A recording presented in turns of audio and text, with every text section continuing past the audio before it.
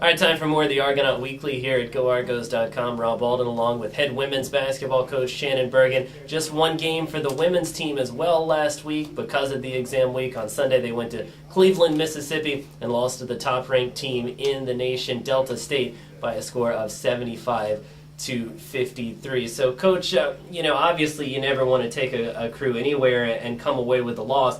At the same time, though, Delta State's number one for a reason. They're a very good ball club. You guys hung with them almost the entire game, aside from a run down the stretch for Delta State that really kind of put things away. You guys went toe-to-toe with them for about 30 minutes, and I know that has to make you proud.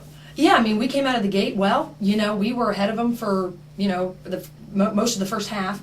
They went on a little run, called a timeout. We stopped that run. We went into halftime 6 down, which felt really good about. And we came out and they kind of made another run on us. We stopped that run and brought it within 8 points. And then, the last about 6-7 minutes, they just kind of took it to us. But yeah, there was a lot of good things I saw that came out of that game. A lot of things that I know, we need to work on. Of course, when you play the number one team in the nation, they're going to expose your weaknesses like, right. Crazy. But we have things to work on and, things obviously to get ready for, to prepare for, when we get to the Gulf South Conference. You guys took a 9-point lead early in the first half, and then obviously Delta State managed to whittle it down, a 15-zip run in the first half and a 17-2 run in the second to kind of put it away. When you look back, I know you've seen the tape, when you see what you did to build that 9-point lead and then what happened during the Delta State runs, what was the difference and what are the things that you guys will have to do more consistently next time around? Our defense, we came out, we played just tremendous defense. We got, they got a shot clock violation and we were just really playing very aggressive. And, we came out and we really took it to them. And I thought they were back on their heels. I think they were really surprised. And then we just kind of started letting up, and then we turned the ball over. And every time we turned the ball over, they capitalized on those, those mistakes by us. So, we've just got to take care of the ball better, and we've got to have 40 minutes of intense defense. And, that's something that we're going to get back and work on this week in practice. There's a lot that can be gained from playing the number one team in the nation. And, being number one in the nation, they're obviously prohibitive favorites to win the Gulf South Conference as well. If you guys are going to hold that trophy at the end of the year, you'll probably have to go through them.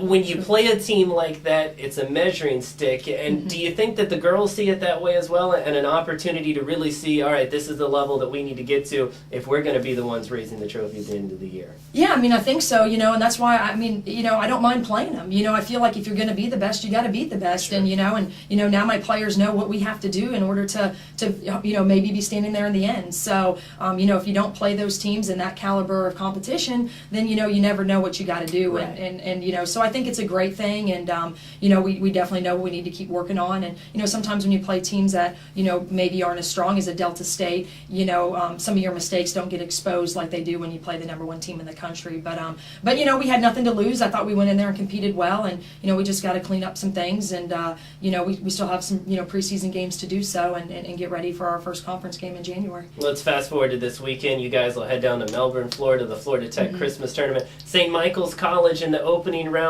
from Vermont, I believe it is. Correct. A team that obviously isn't on the schedule a whole lot. When you play a team that's almost a brand new opponent, what's the process as far as scouting them?